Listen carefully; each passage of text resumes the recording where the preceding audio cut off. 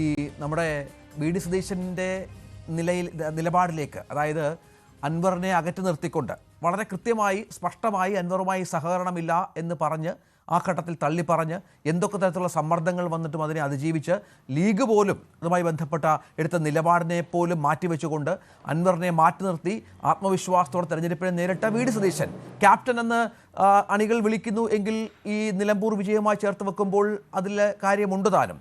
സതീശൻ്റെ നിലപാടിലേക്ക് ഇന്നത്തെ രാഷ്ട്രീയകാര്യ സമിതി കഴിഞ്ഞപ്പോഴേക്കും ഏതാണ്ട് എല്ലാ നേതാക്കന്മാരും സുധാകരൻ ഒഴിച്ച് എത്തിയെന്ന് വേണമോ കരുതാൻ? തീർച്ചയായിട്ടും അതെ.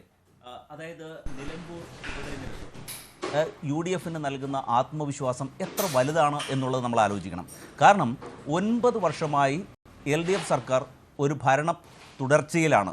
അവരുടെ ഭരണം ഏതാണ്ട് 10ാം വർഷത്തിലേക്ക് കടക്കുമ്പോൾ ദേശീയപാത തകർന്നതുപോലെ, വിള്ളൽ വീണതുപോലെ വിള്ളലുണ്ടാവുകയും തൽഫലമായി ജനരോക്ഷം, ആൻറ്റി ഇൻകുംബൻസി ഫാക്ട് പ്രവർത്തിക്കുകയും ചെയ്യുമ്പോൾ ആ ഒരു 10 വർഷം കഴിയുമ്പോൾ അടുത്ത UDF സർക്കാർ വരും എന്നുള്ള ഒരു ആത്മവിശ്വാസവും ഒരു ഉറച്ച ഒരു ധീരമായ ഒരു പോരാട്ടത്തിന് കോൺഗ്രസ് പാർട്ടി സജ്ജമാണെന്നുള്ളൊരു സന്ദേശം ജനങ്ങൾക്ക് നൽകുന്നതിനും നിലമ്പൂർ ഉപതെരഞ്ഞെടുപ്പ് നൽകിയ ആ വിജയം അത്രയ്ക്ക് മധുരതരമാണ് കോൺഗ്രസിനെ സംബന്ധിച്ച് എന്ന് നമുക്ക് മനസ്സിലാക്കാൻ കഴിയും. ഇവിടെ അൻവറിന് മുൻപിൽ വാതിലടച്ചത് അൻവറിൻ്റെ നിഷേധാത്മകമായ തെറ്റായ നിലപാടുകളുടെ ഭാഗമാണെന്ന് കൂടി നാം മനസ്സിലാക്കണം. അൻവർ ആവശ്യപ്പെട്ടത് എന്തൊക്കെയായിരുന്നു? അദ്ദേഹം വരാനിരിക്കുന്ന കോൺഗ്രസ് പാർട്ടി അല്ലെങ്കിൽ അദ്ദേഹം ചേരാൻ ഉദ്ദേശിക്കുന്ന രാഷ്ട്രീയ പാർട്ടിയിലേക്ക് നിബന്ധനകൾ വയ്ക്കുകയാണ്. എന്താണ് അതിലെ ആദ്യ നിബന്ധന?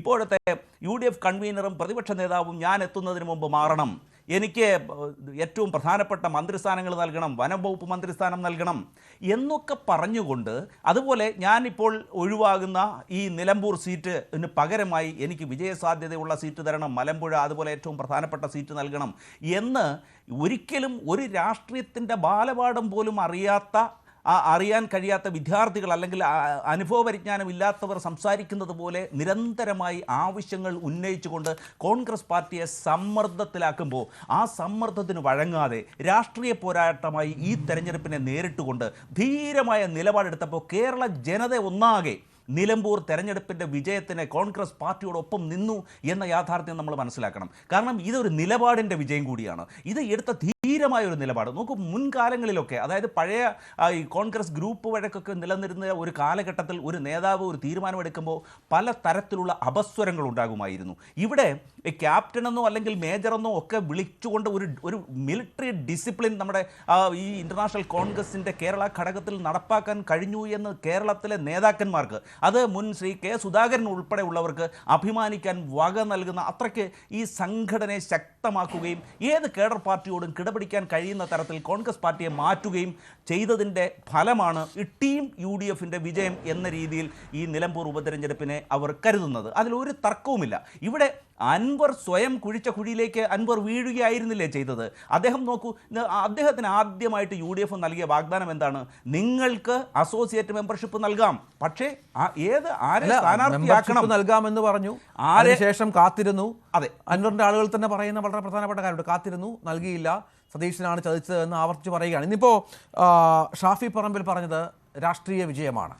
അത് വലിയ തോതിൽ ആ തരത്തിൽ അതിനെ പ്രൊജക്റ്റ് ചെയ്യുന്നുമുണ്ട്. അവിടെ UDFൻ്റെ ഒരു ഒത്തൊരുമയുണ്ടായിരുന്നു, ലീഗിൻ്റെ സാന്നിധ്യം വളരെ കാര്യമായി തന്നെ ഉണ്ടായിരുന്നു, ജീവൻ മരണ പോരാട്ടമായിരുന്നു. അതിൽ വിജയിച്ചു എന്നത് ചെറിയ കാര്യമല്ല. പക്ഷെ അപ്പോഴും അൻവറിനെ കൂടെ കൂട്ടണം എന്നുള്ള ആവശ്യം പ്രബലമായി ഇന്ന് രാഷ്ട്രീയകാര്യ സമിതിയിൽ ഉന്നയിച്ചത് മുൻ KPCC അധ്യക്ഷൻ കെ സുധാകരനാണ്. രമേശ് ചെന്നിത്തലയും മുരളീധരനുമൊക്കെ അതേ അഭിപ്രായമുള്ള ആളുകളാണെങ്കിൽ പോലും ഇന്നത്തെ ആ ഒരു ഓളത്തിൽ അത് പറഞ്ഞില്ലെന്നേ ഉള്ളൂ. ഇനിയുള്ള ദിവസങ്ങളിൽ അത്തരം അഭിപ്രായ പ്രകടനങ്ങൾ അവരുടെ ഭാഗത്തു നിന്നും ഉണ്ടായിക്കൂടാ എന്നില്ല. തദ്ദേശ തെരഞ്ഞെടുപ്പാണെങ്കിലും നിയമസഭാ തെരഞ്ഞെടുപ്പാണെങ്കിലും UDFന് കോൺഗ്രസിന് ജീവൻ മരണ പോരാട്ടമാണ്. നോക്കൂ, ഓരോ രാഷ്ട്രീയ പാർട്ടിക്കും അതിൻ്റേതായ വ്യക്തിത്വവും നിലപാടുകളുടെ ആർജവവും ഊർജ്ജവും അത് ജനസമക്ഷം അവതരിപ്പിക്കാനും ജനങ്ങളുടെ അംഗീകാരം എടുക്കുവാനുമുള്ള കഴിവുണ്ട്. ഇവിടെ നോക്കൂ, നമ്മൾ ചരിത്രത്തിലേക്ക് ഒരു അല്പനേരം ഒന്ന് തിരിഞ്ഞു നോക്കിയാൽ നമുക്കൊരു കാര്യം മനസ്സിലാകും. നോക്കൂ, മുൻകാലത്ത് കേരള കോൺഗ്രസ് ജോസഫ് ഗ്രൂപ്പിനെ LDF അവരുടെ മുന്നണിയിൽ എടുക്കാൻ 11 വർഷമാണ് കാത്തിരുന്നത്. അവർക്ക് ഒരു അസോസിയേറ്റ് മെമ്പർഷിപ്പ് പോലും നൽകിയില്ല. ഇനി റീസെൻ്റായിട്ട് നമ്മൾ നോക്കിക്കഴിഞ്ഞാൽ INL 24 വർഷം LDFനോടൊപ്പം ചേർന്ന് നിന്നതിന് ശേഷമാണ് അവരെ മുന്നണിയിൽ എടുത്തതെന്നുള്ള കാര്യം നമ്മൾ മറക്കരുത്. ഇതൊക്കെ രാഷ്ട്രീയത്തിലെ സംഭവ വികാസങ്ങളാണ്. അങ്ങോട്ട് ഒരു ഡിമാൻഡ് വയ്ക്കുന്നു, ആ ഡിമാൻഡിനനുസരിച്ച് നിന്നില്ലെങ്കിൽ ഞാൻ മത്സരിക്കും എന്ന് ഭീഷണിപ്പെടുത്തുക എന്ന് പറയുന്നത് ഇത് വ്യക്തിപരമായിട്ടുള്ള വിഷയമല്ല. ഇതൊരു രാജ്യത്തെ സംബന്ധിച്ചുള്ള ജനാധിപത്യപരമായ ഒരു പ്രക്രിയയുടെ ജനങ്ങളെ ബാധിക്കുന്ന, ജനങ്ങളുടെ അംഗീകാരം നേടിയെടുക്കുന്ന വലിയൊരു ഹ്യൂമൻ റിലേഷൻസിൻ്റെ ഭാഗമാണ്. അതിലൊരു നിലപാടുകളുടെ വിജയമാണ് ഇവിടെ. ആ നിലപാട് ഒരു സമ്മർദ്ദത്തിനും വഴങ്ങാതെ ആ നിലപാടിൽ ഉറച്ചു നിന്നുകൊണ്ട് ജനങ്ങളുടെ അംഗീകാരം നേടിയെടുക്കാൻ കഴിയുന്നു. ആ ആത്മവിശ്വാസത്തെ ഉണർത്താൻ കഴിയുന്നു. കോൺഗ്രസിൻ്റെ അണികളുടെ ആത്മവിശ്വാസം, അവരുടെ അഭിമാനത്തെ ഉയർത്തിപ്പിടിക്കുവാൻ കഴിയുന്നു. അതിൽ കോൺഗ്രസിലെ എല്ലാവരും, എല്ലാ UDF ഒറ്റക്കെട്ടായി ആ തീരുമാനത്തെ അംഗീകരിക്കുന്നു. അത്തരത്തിലൊരു തീരുമാനം എടുക്കാൻ കഴിയുന്ന തരത്തിൽ കോൺഗ്രസിൻ്റെ പുനഃസംഘടനയിലൂടെ കോൺഗ്രസ് സജ്ജമായിരിക്കുന്നു. ഈ ഒരു ആത്മവിശ്വാസം കേരളത്തിൽ മാത്രമല്ല, ഈ UDFന് ആകെ തന്നെ ഏതൊക്കെ മലയാളികളുണ്ടോ അവർക്കെല്ലാം സന്തോഷകരമായിട്ടുള്ള ഒരു വസ്തുത എന്നുള്ള രീതിയിൽ കോൺഗ്രസിൻ്റെ അപശബ്ദങ്ങളെ ഒഴിവാക്കിക്കൊണ്ട് ഒരു UDF ആയിട്ട്, മുന്നണിയായിട്ട് നിന്നുകൊണ്ട് LDFനെ നേരിടാൻ തങ്ങൾ സജ്ജരായി എന്നുള്ളൊരു സന്ദേശമാണ് ഇവിടെ നൽകുന്നത്. ശ്രീത് പണിക്കരോട്